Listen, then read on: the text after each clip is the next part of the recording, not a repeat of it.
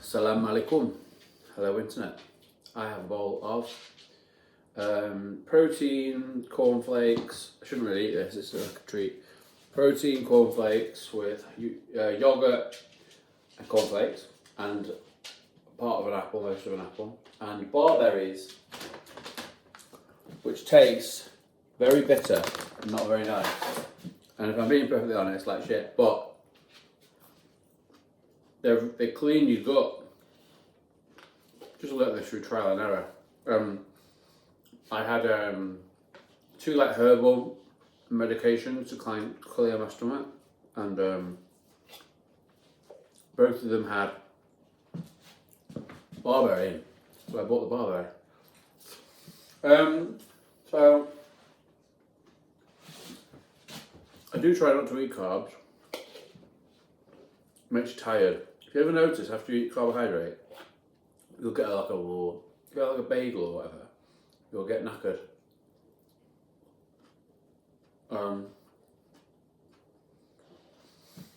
What's my tip of the day today? It is to believe that happiness is possible. To believe that all of your wildest dreams can come true and more. If you really, really believe it, like you feel it, you get it, you think, oh shit, this is a possibility, then oh shit, this is a possibility.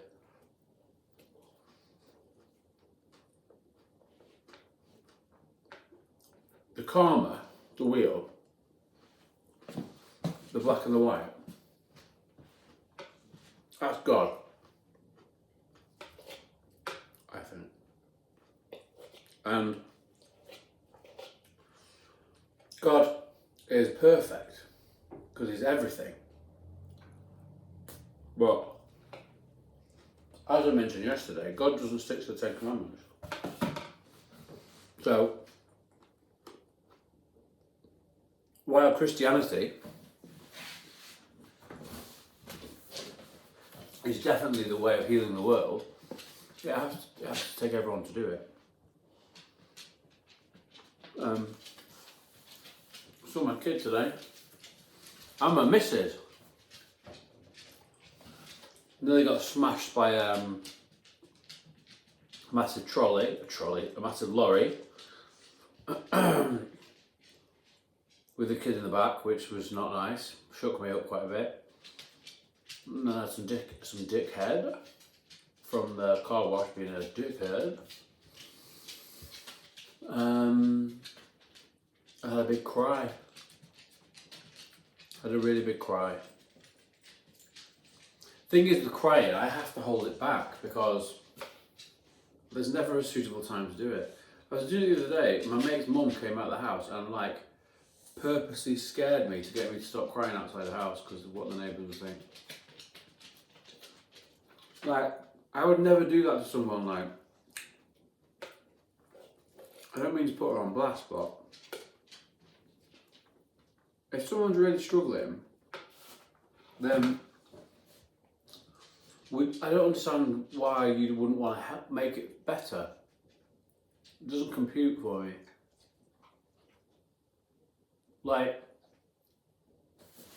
I've come across this quite a bit where, so for example, in a relationship, a romantic relationship, it seems quite easy and apparent to me that to make it work, I'll do stuff for you and you do stuff for me, and it's like reciprocal give and take about meeting each other's needs because you want to, not because it's transactional. Because I've seen relationships like that where it's transactional, and then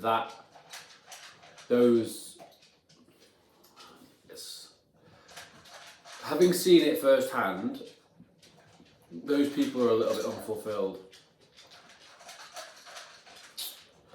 And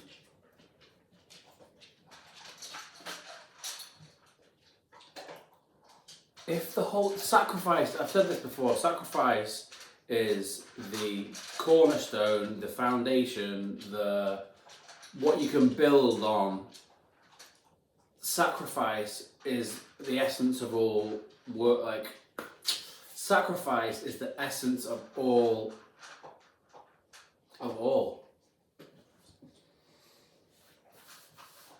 And if you live in a society where other people will do other stuff for other people, I've definitely said this before about the snowball effect of being nice, or letting someone out in the car.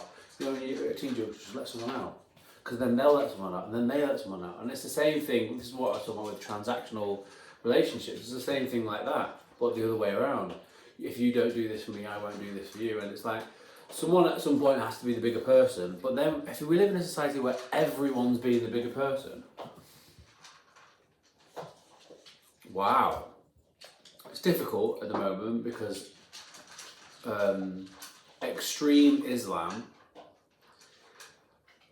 well, extreme anything, bigotry of any sort is wrong and fucks everything up for everyone else.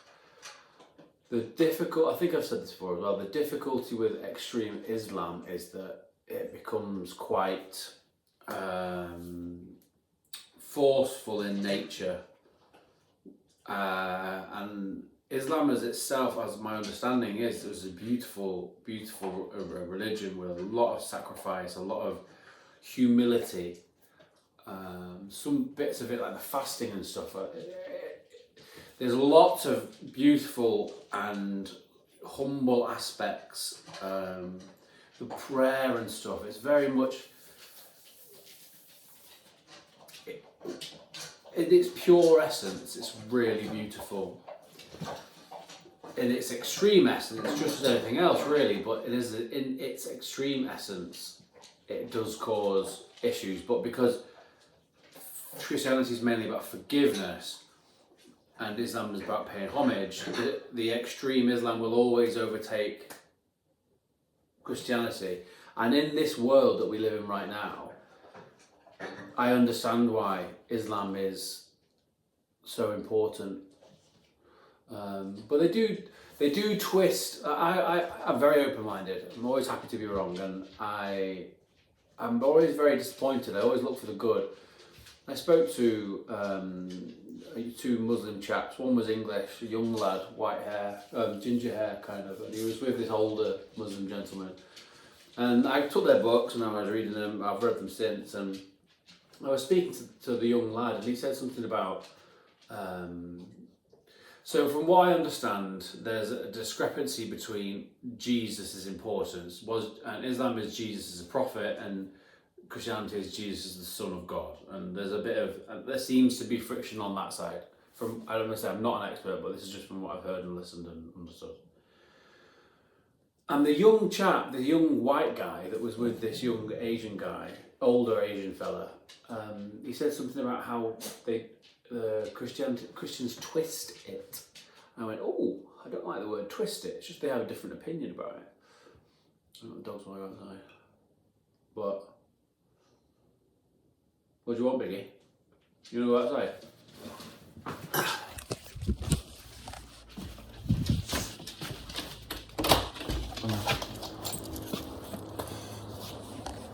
So yeah, I don't know. I like going off on tangents. It's kind of like a bit of a podcast, this, I guess, isn't it? Welcome to the Adam Dow Show. Bam, bam, bam, bam, bam, bam, bam, bam, bam, bam, bam, bam, bam, bam, bam, bam. Wait, where's the camera? Bam, bam, bam. So yeah, saw my kid today. Saw my wife. Yeah. Da-da-da-da-da. Yeah, I didn't have anywhere to go after the crash. It was, nearly crashed. A huge lorry nearly smashed into us and didn't stop at traffic lights. Oh, goodness gracious, I don't have anywhere else to go. So, also, here's one for you. The whole NWA fuck the police thing.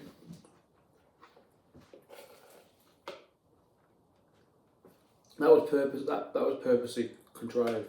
Contrived? Is that the right word I'm looking for? Black culture like that. For those of you that don't know, the NWA were a rap group, and 80s or whatever, with Dr. Dre and Eazy-E and some other ones that weren't as famous. And they represented this black culture, anti-establishment movement. And I've got a lot of slosh now. And during this movement, there was a lot of riots. And there was always these conspiracy theories that the riots were purposely created. It was. It's quite clear for me to see that it was. And why do I say that? Because Eazy-E was an actual G. And Dr. Dre was a pop star, an aspiring pop star, right? And the people that run the historically have ran the music industry, if you follow the money, it all leads into a certain family, certain group of persons, right? Follow the money. And as such, they like to have control. It's almost like in the Matrix, kind of. And these people that control the music industry, which they do because they own it, yeah, so they can put out whatever they want. These people often don't have the people's best interest at heart, and it's very divisive music. If you listen to music carefully, it's possible to see that these are forms of messaging that. So a good way of saying it is, does music reflect society, or does society reflect music? And if you can understand the point that I'm trying to make, cultures are exacerbated, created, enhanced by music. Music is a big part of culture. The punk scene in England, or the current gay thing that's going on, or what NWA, as I'm saying, there's lots of different subcultures and groups of people that music is very much part of. It's almost like the bones of it. Reggae scene. So, excuse me. It's occurred to me that there is a large distinct possibility that as a people we are, in some senses, in all bloody senses, manipulated to think and act in certain ways. I'm doing it right now. I've looked through the looking glass, I guess. I find it really shit, actually. I don't like it at all because, right, anyway, go back to Eazy-E. So Eazy and Dr. Dre. Dr. Dre, there was what's it called? There was a band with him and he was wearing makeup and stuff. But then five years later, he's in this gangster rap crew, right? This gangster rap crew was created to purposely push black culture, right? He cut us all open, we're all the same colour. But this divide and conquer, this divisive nature, this exacerbation, this psyop through the media and music, it's palatable when you get an idea of it. And I find it really difficult now, actually, to listen to music. But Eazy-E was an actual gangster, right?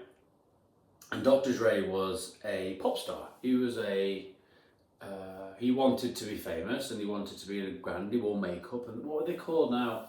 If anyone can remember, put it in the comments. If anyone ever sees it, put it in the comments because I can't remember what they were called.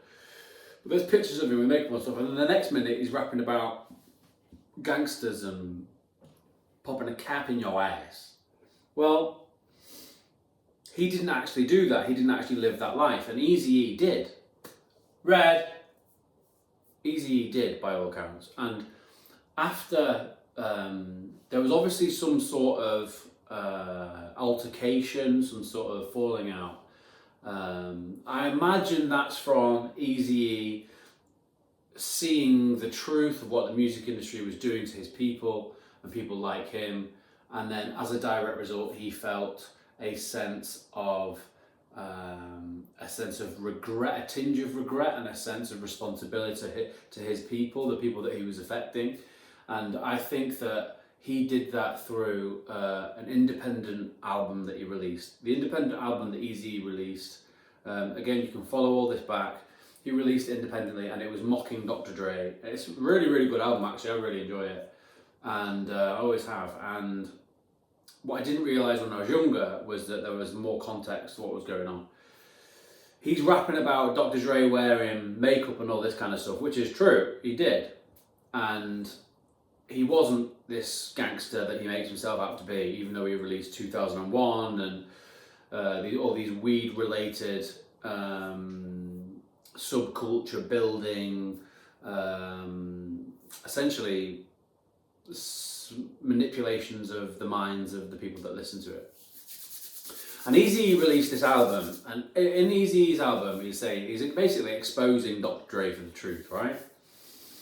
And in so doing so, he's offended the people at the top, the people with the money, because the people at the top, at the money, had the control, and they need this divide and conquer. Because if all the people came together as one, and we respected each other, and we had our basis of foundations, and we weren't sort of swayed by materialism and capitalism, and we actually would just realise that we're all human beings, and we all just want to make the best of the situation that we're in. If we could spread love like that, then the people wouldn't need the governments to control us, and certain subsects of groups wouldn't have the possibility to control the people. And the people deserve to be treated like... Give me a second. Dog wants to come in. Wait. So anyway, they killed Eazy-E. So Dr. Dre, they released albums slating Dr. Dre, and in so doing so, tarnished his reputation as a gangster, because obviously people started looking into it and like, oh, hang on a minute, he's not a gangster, and they made an example of Eazy-E, and they killed him. I think they gave him AIDS. They must have warned him, don't release the album, don't expose Dr. Dre, because it's an important, the CIA, the people that who were in control of the music industry and the states, which I don't think is the case as much now, with the right sort of coming more prominent. But yeah, they killed him. They killed him off because, from what I can see, they killed him off because of the content, and he fucked up a lot of work over a lot of time, so they punished him and they killed him. I think they gave him AIDS as well. That was what the thing was. If you try and give me AIDS from doing this, I'm already dead inside. Kiss my ass. So as an actual G, he probably had the same thing. Like, fuck these guys. No, I'm exposing Dre, and he did. And and the scary thing is, what I realised recently, the song that got me into hip hop was "Forgot About Dre," the Dr. Dre and Eminem track off 2001, the album, which definitely inspired me to smoke weed, and I'm sure it did a lot of other people. And in that album, there's a song called "Forgot About Dre," and if you listen to Eminem's lyrics, he's repeated "Forgot about Dre, forgot about Dre, forgot about Dre, forgot about Dre," and I think that subliminal messaging to sort of try and negate any negative, in their eyes, persuasions of what they were doing, which was to manipulate the minds of the young people that listen to it, so as to control them, to sort of get themselves into this plan and situation, and never have to relinquish control. Like, if you think about council tax and all the taxes that we have to pay as people, does it not occur to you that, like, the people get rinsed and the people at the top with the money just don't give a rat's ass? And the only important thing in the world is the people. Well, love and passion, and doing what you love, and taking care of things like your dogs and your kids and your family, and pursuing what you enjoy doing. The key to life is love. And we are, within the capitalist structure, unable to spend our time here on earth doing the things that we love to do. And I've been very fortunate that I've been able to do that more so. I made a decent amount on selling the house of my ex, and it's afforded me, boys,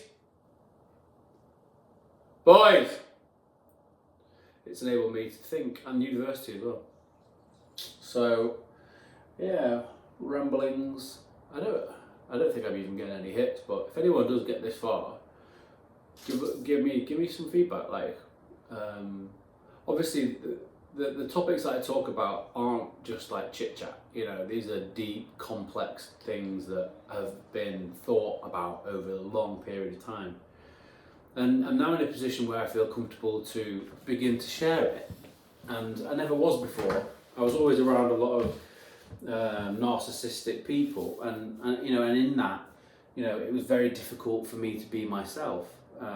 When I was myself, I always felt rejected, unloved, sort of not worthy. So I would withdraw, and I'm withdrawing now. I live on my own. I do very little in terms of socially. I have a couple of friends that I speak to on the phone, or one friend who I would love to get to come and talk with me and this kind of stuff, Michael. And I guess I hope that in relaying, my thoughts out like this, that, possibly my son will see it at some stage, and, if anything happens to me, I want him to know, the things that are in my head, I want them to be in his. It's very important for me to be a good dad, a present father, because I never really had one. All the opportunities that wealth has afforded me there's a payback. In life, we have to earn everything, right? Even if you're born into a situation, you have to earn it karmically. So if you go into a life where you're born with a silver spoon, speaking from personal experience, that means that the father isn't there. And then you're dealing with sort of a similar problem that, someone that lives, for example, in high rise in London, for example, the example that you would see on the TV. There's the lack of father figures. And while I did have one, he was also, I have to book in the diary to see him, even still. To book time in his diary. So I never had a close relationship with my father. It was very, very important for me to not allow my son to be able to have any of the pain that I did. And look, I'm glad that these, in a sense, I'm grateful that these things happened, because it's made me who I am. And I believe that, everything happens for a reason. And I'm just saying, if you look at someone and you think their life is great, especially on social media or just in real life, like, even if it seems like, this might be a bit contrived, but even if it seems like they've got an easy life, you don't know the full context. You've never been targeted by Moroccan gangsters and had your house scoped out and had your dog effectively save your life. Whereas, my wife and I have. Which is incredibly scary. And then, because I was a loose cannon as a kid, I still get treated as such, and then I've got, my parents going to stay at the same place, and I'm generally worried for their well-being, and they just disregard every single word that I say. So everyone is balanced. This is the yin and the yang. Everyone has. It's like if you start a PlayStation game. This is what I think. When you start a PlayStation game, say, and you're building a character, you have a certain amount of points that you can give. So I like playing Tiger Woods 2004. You've got a certain amount of points. Everything starts at 50%, right? Everything starts at 50%. Power, ball control, whatever it is, speed, each, and that could be translated into life. So you've got the intelligence, creativity. Boys! No fighting! Natural abilities, right? Humility. I don't know. Fill in the gaps yourself. And you can choose a certain amount of points that you want to get, right? So everyone starts on 50%. There's the scale. It starts on 50%. And you can choose to add more on, 51, 52, 53, of patience, of virtue, of speed, power, whatever you want to do, you can add it on. But in life, in this game of life that we play, when you add one on there, you also then have to add on the other side of the scale, which would be some sort of trauma. But 1% probably would be, I don't know. Okay, so say you put 10% on power or intelligence or whatever it is, you'd also put 10% on pain, struggle. And if you enhance the scale so much this way, you also enhance the scale so much this way. And it's completely comma, it's completely right, it's completely perfect, completely balanced. So if there's someone that has an easy life, or someone that has a boring life, would just be, before they came here, they just decided that I'm just going to have 50% this time, all the way through, and I'm just going to write it out. And I just want an easy go this time. I think this probably, you respawn when you die, probably, in some sort of spiritual sense. And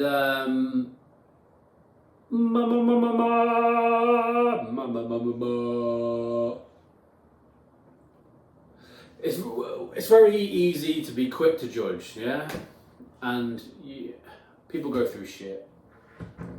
And if they're not going through shit, I just had an argument with a man at a car wash because he was being very rude. The car wash guy was being very rude and speaking to me in a way that I didn't appreciate in front of my son, who's in the back, 1-year-old.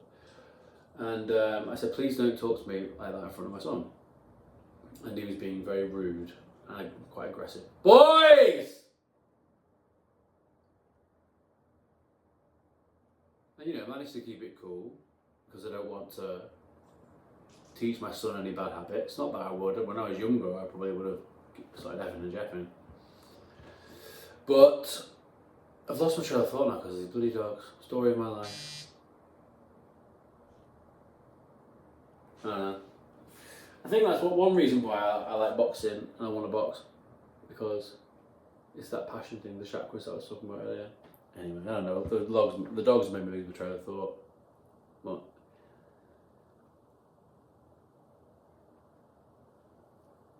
if my tip of the day would be don't be so quick to judge other people because you don't know what's going on in the background, or what they've had to endure, or what their life looks like in reality. Whereas on paper it might look brilliant and easy, and they might have lots of nice things. Everything comes at a cost. Everything comes at a cost. Look at this Mexican standoff. If I can get this. Look at that. Honestly.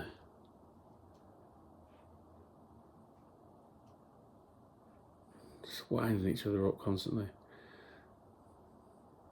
Dog's great. If you ever thought about getting a dog,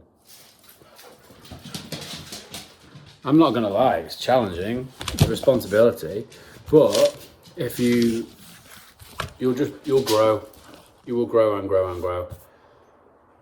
Patience, responsibility, you just grow.